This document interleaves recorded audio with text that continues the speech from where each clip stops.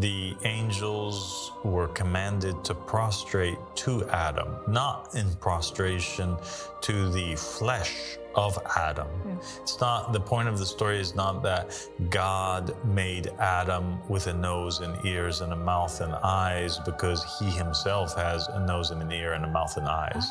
Okay, I think I understand the likeness, you know, what the deeper meaning of making mankind in the likeness of God would be, right? It's not the physical. It's not the physical.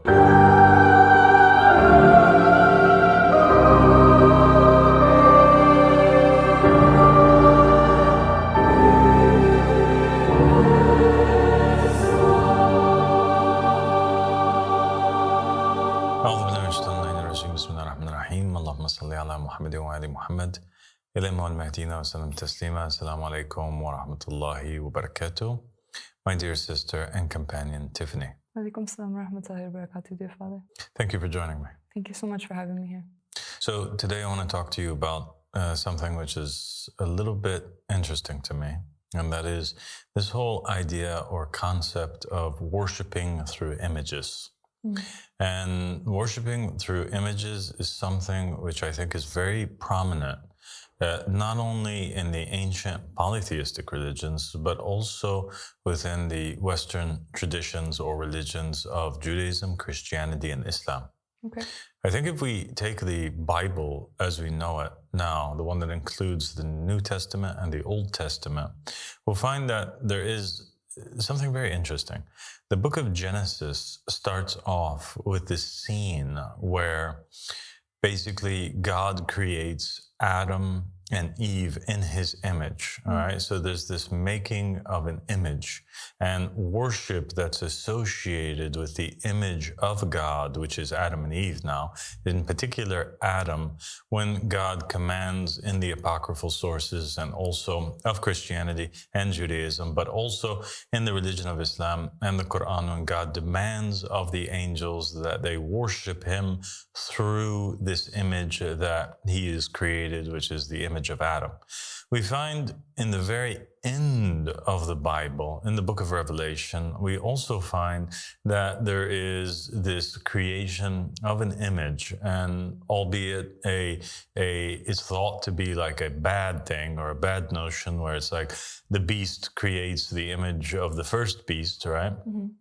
And he demands the people to worship it. But what I'm referring to here is the notion of the existence of that same concept within the book of Revelation. So the Bible starts off with the creation of an image that's associated with worship, or that's being introduced as that method of worship. And we have the very end of the Bible in the book of Revelation. We also have the concept of the creation of an image and worship that's associated with it.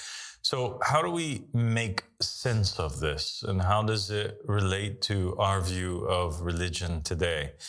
That's what I would like to engage in a conversation with you today about. Okay, wow, that's a very interesting topic. Yeah, you're right. The Bible does start with that. You know, God does create mankind in his image. And yeah, as you said, it ends with the same concept, albeit it's shown in sort of a different light. So yes, it is an interesting conversation. When we look at ancient Roman religion, ancient Greek religion, the ancient Egyptian religion, the various different religions that kind of spurred up or spawned throughout human history, actually religions all across the entire globe, we find that for the majority of them, you have one thing that is in common, right?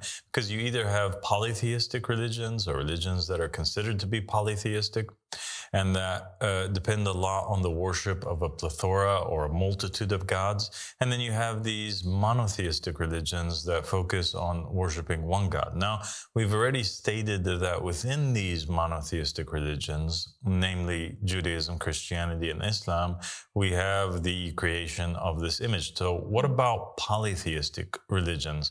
And I think that it's interesting that all across the globe, you have these polytheistic religions depending a lot on the creation of idols or the creation of images for the purpose of worship. And you have tons of temples and houses of worship that were built all across the world throughout human history, in which in these houses or temples, they housed in particular rooms, or sometimes the entire structure would just be one room, and it would house a particular idol or a statue, an image that was created of a particular god.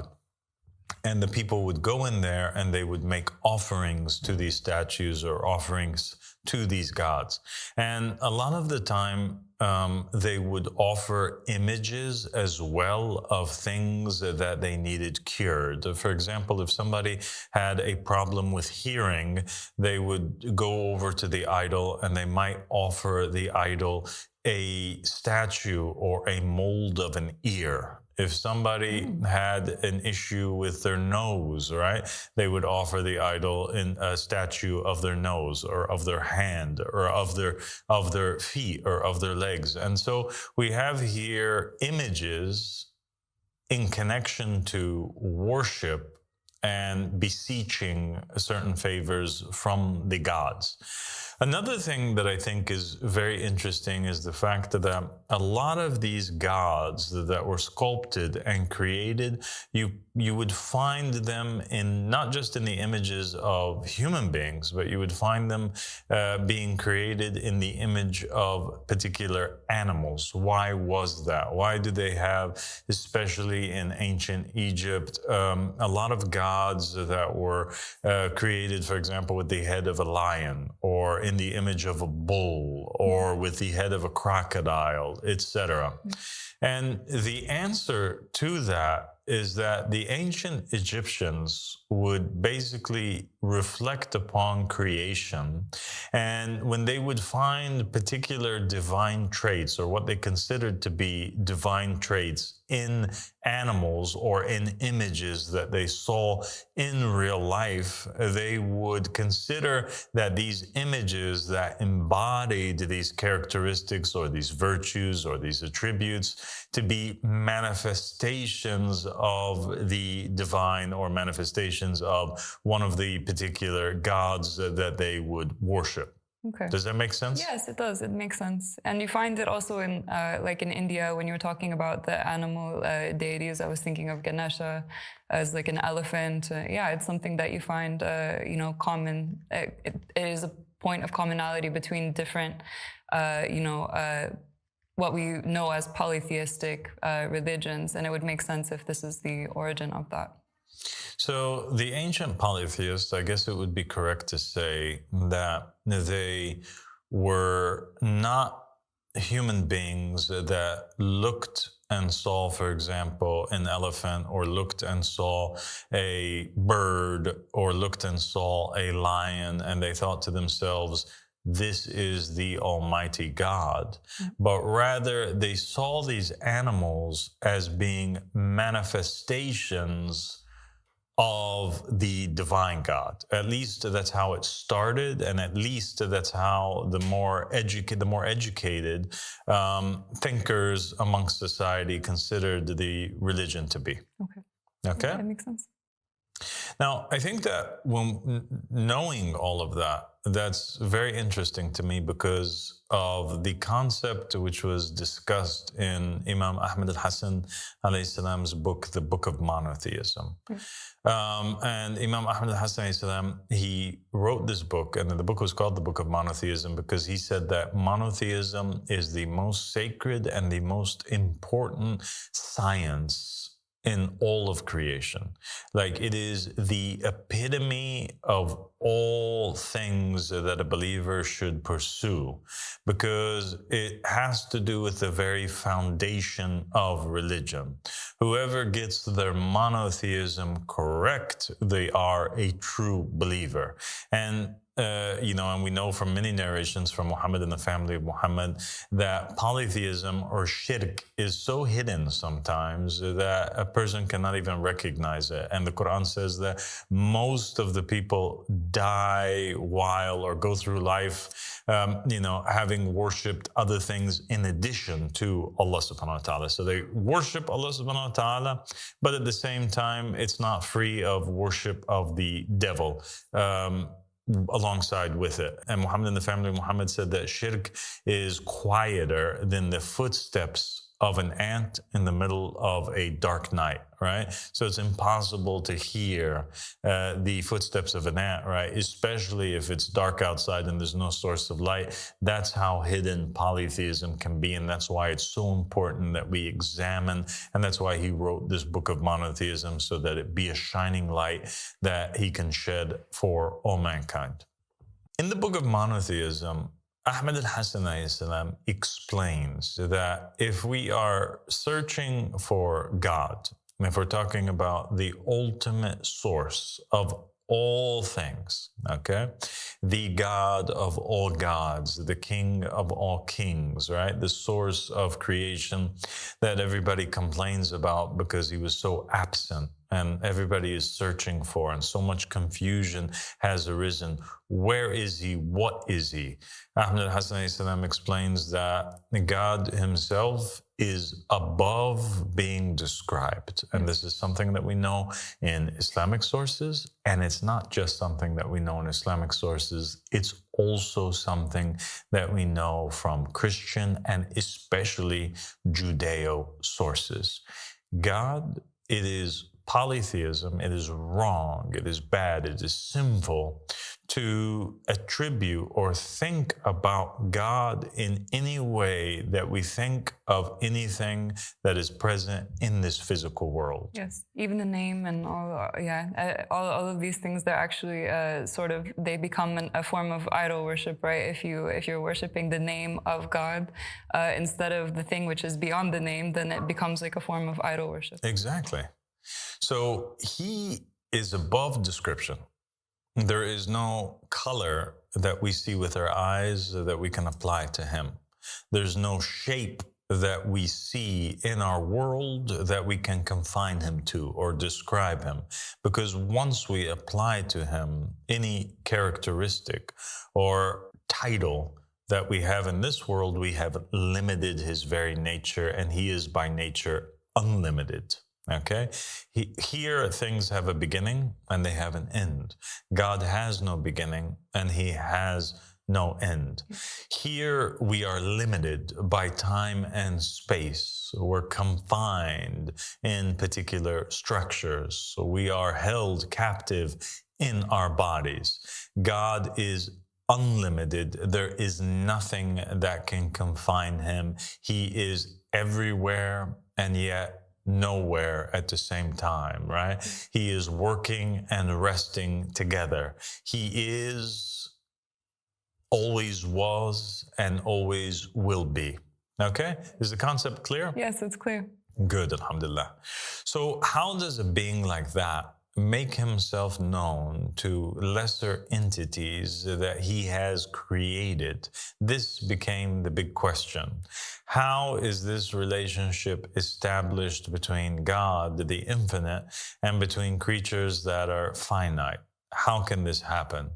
Imam Ahmad al-Hassan explains that this God of gods, who no title is even appropriate to give him, the only thing that we can describe him truly by is Huwa.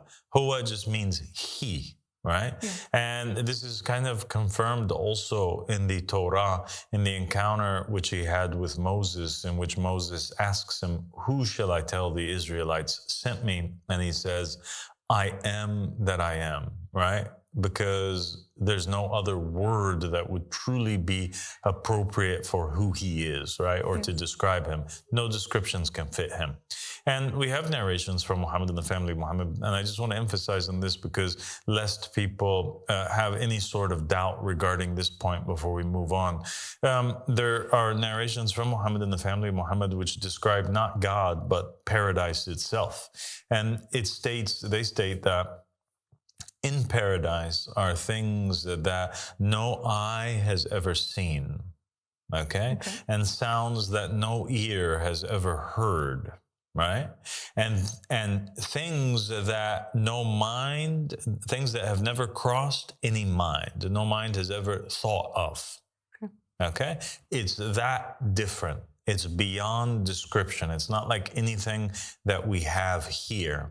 When we describe paradise with human terms, we're only doing so in order that other people may understand a concept that we're trying to explain, right? Yes. It's kind of like Plato's cave, the allegory, right? When all they saw on the wall were these shadows that were crossing by, right? Yeah. And the shadows, he knows that this is the image of a man, this is the image of a bird, this is the image of whatever was being projected on the wall. But the prisoner, once he escaped outside, to be able to come back in and describe all of the magnificent colors and the beauty and the light of the outside to the people that were in, it's impossible to do so with the words that they know. Yes.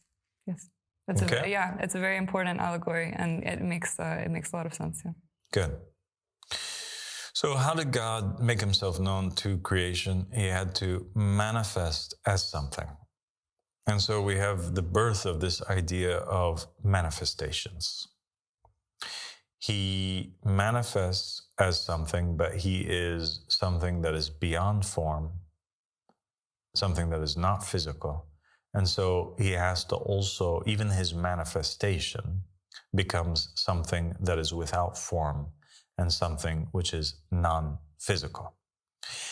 What does he manifest himself as? Imam Ahmad al-Hassani says, he manifests himself as this idea that you and I, Jews, Christians, and Muslims have of the word God or Allah.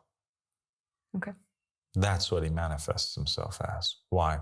Because when we think of God, we think of good. God is good, but he is something. His goodness is so great that it's even beyond the word of good. Good is not an adequate term to describe his goodness, and so he had to manifest at least as good for us to know. Okay. So there's a limit on our ability to understand the attributes of God.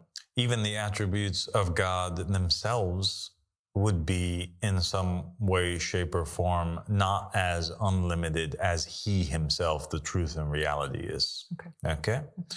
And so God became this word that encompassed and meant for mankind a collection of traits, virtues, attributes that were good. God is merciful. God is loyal. God is benevolence. God is all-hearing, all-knowing, all-seeing. God is the sustainer. God is the carer, right? He's the giver. He's all of that which is good and all of that which mankind aspires to be. Okay? Yeah. Good.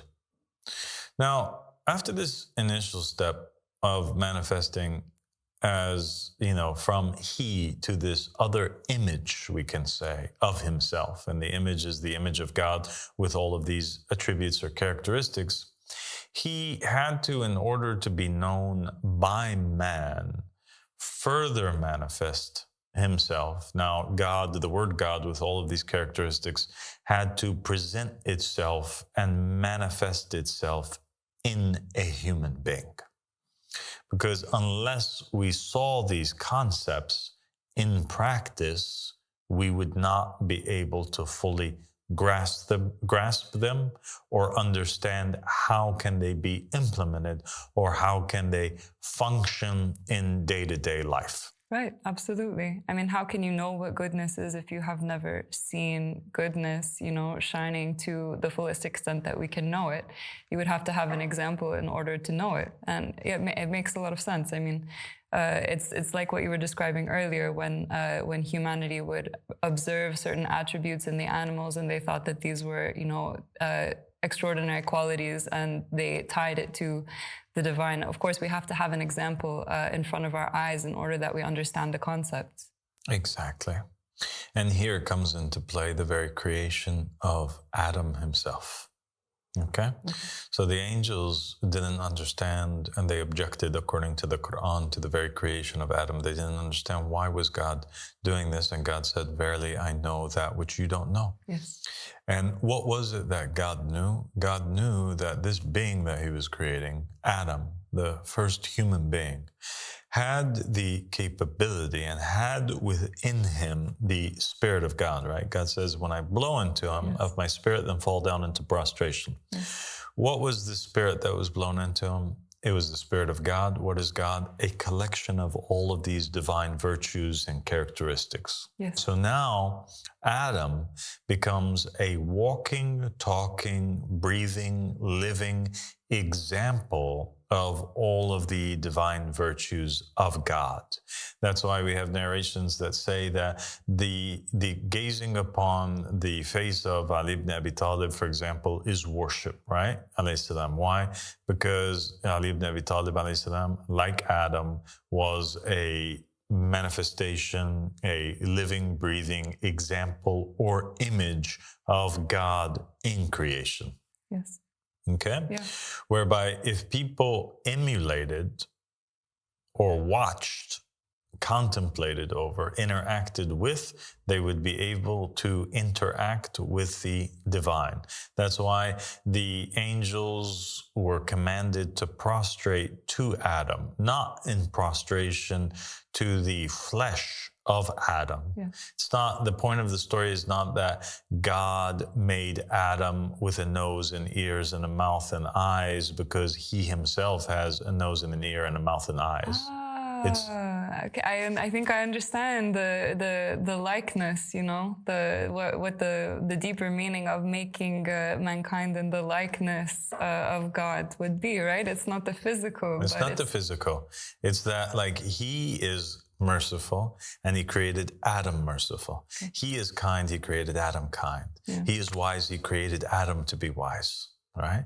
So all of those characteristics of God, Adam also has those things.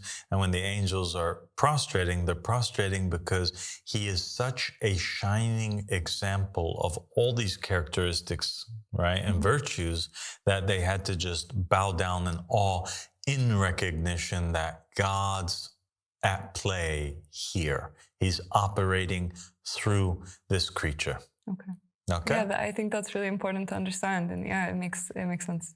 That is our religion, and that's the importance of it, because here we have God being present in creation.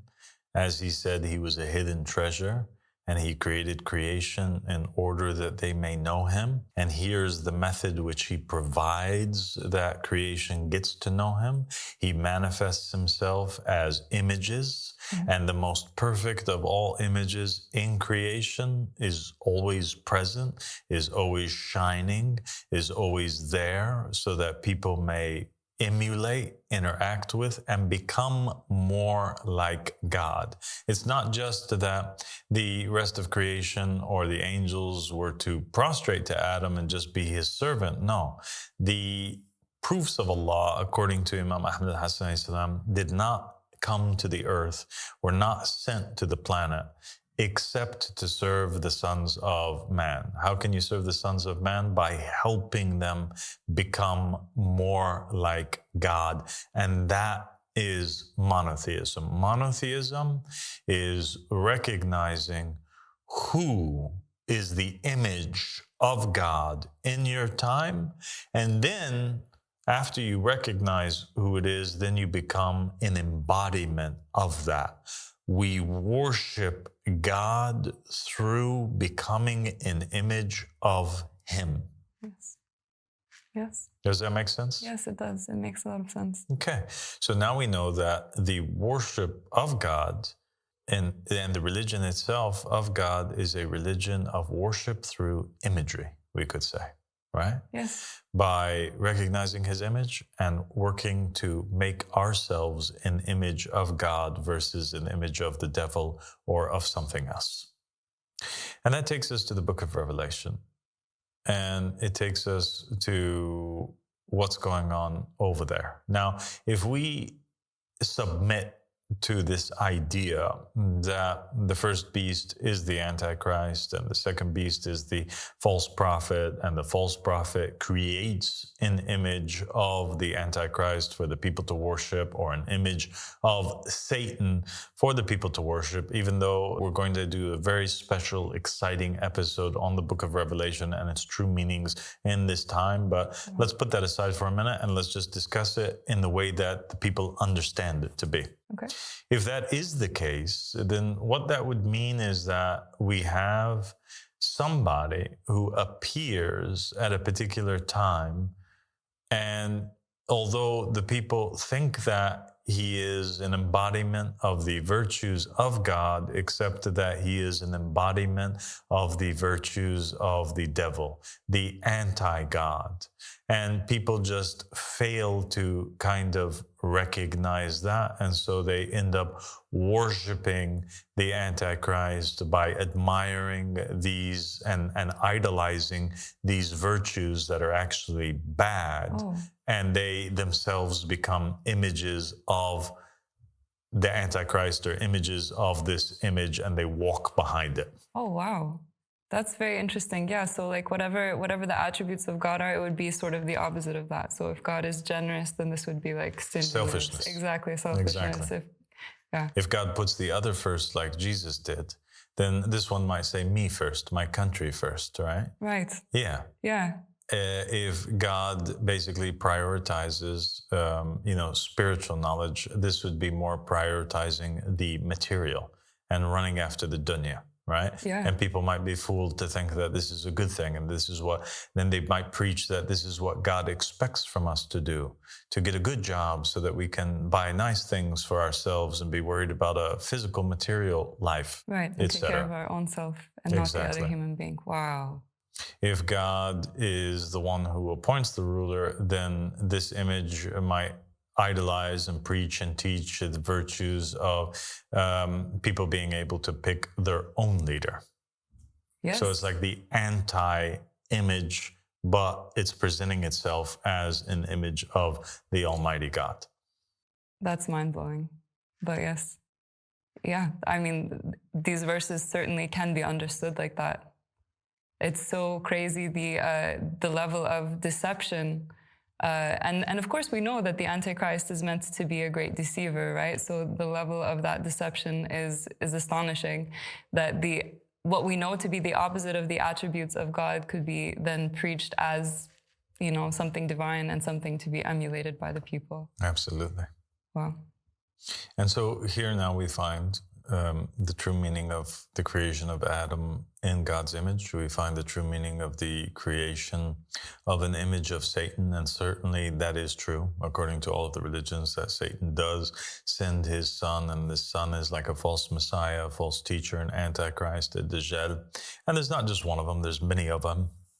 And so we find the problem with not recognizing or being able to distinguish the true virtues of God, and where people might go astray in that, and the great deception of Satan's religion in the end times. But we also understood today the way that the polytheists, although they initially might have had a correct understanding of the recognition of the divine characteristics of God in creation, except that they went astray by looking for it in the wrong places. And we have a narration that's very special that states that after Satan refused to worship God through the prostration to Adam, that he sought to make that up.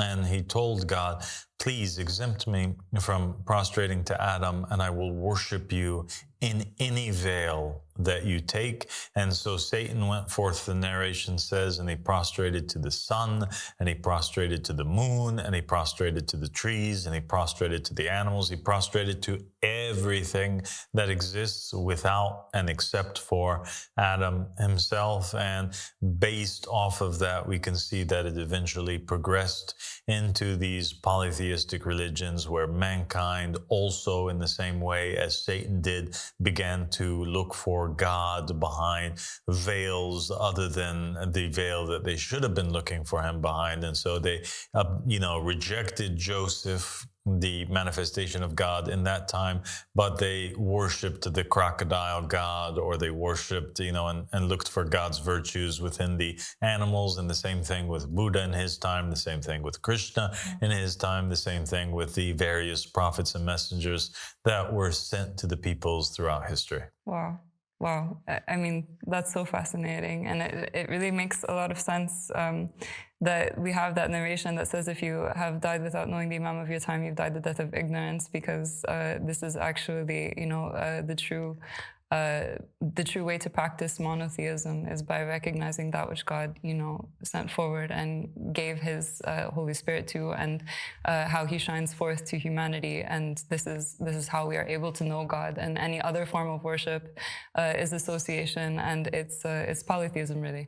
Exactly. And that's what our religion is seeking right now, to propagate this idea that God had placed all these virtues in Adam, but there's sparks of it. There's sparks of God's light within each and every human being. And there's also a lot of darkness, a lot of ignorance.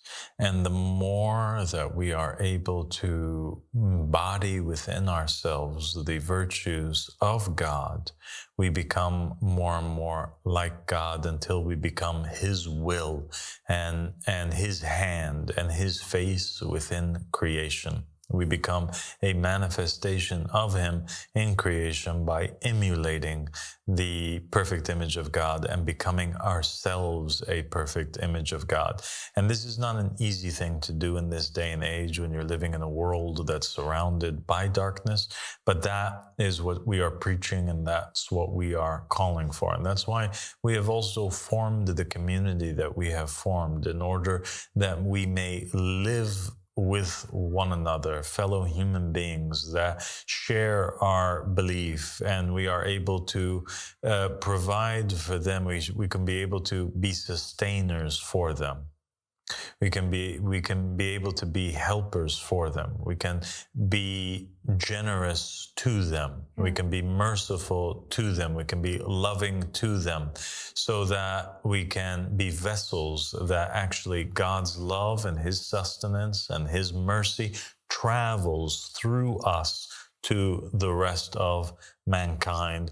And we are rejecting the false virtues of selfishness and betrayal and ignorance that so many of the other governments and nations are practicing right now. And so we are people that have found God in creation, a perfect image of him, the Hujjah of Allah, the Imam of the time, and we ourselves are receiving the divine sustenance that is flowing through him to us.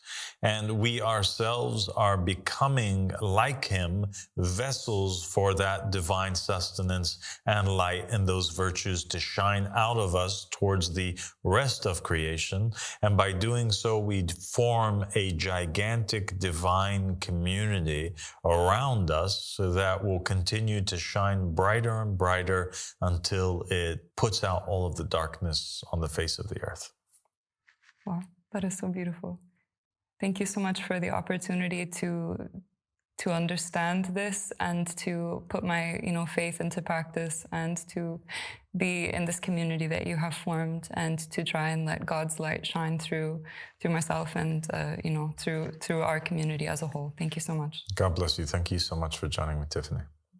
And it's been a while since we filmed any of these Divine Mysteries episodes, but we also have a duty to answer all of the questions that the believers have. So we'll be filming. I just want to remind the viewers that we will be filming more episodes here, and we will be filming more episodes in each and every one of the other playlists, inshallah, that are on the channel. God bless you, and thank you so much. In the Tao Te Ching by Lao Tzu, it says, the Tao that can be named is not the true Tao. And this is what we find to be true of God. That which can be named is not the entire essence of God. God can only be known through an image. And in essence, this means that religion is a form of idol worship. And the question then becomes, which idol are you worshiping? Are you worshiping the godly image, the image which God made and gave his spirit to? Or are you worshiping something animalistic, or are you worshiping something satanic? In the end, this is something that everybody has to be honest with their own selves about. And the goal of religion is to find the image made in God's likeness, just like it is written in the scriptures, and to emulate that and to let your light shine and to become like that. So that is the goal of religion. And I think that now everybody has to investigate their own selves and find out which image are you worshiping.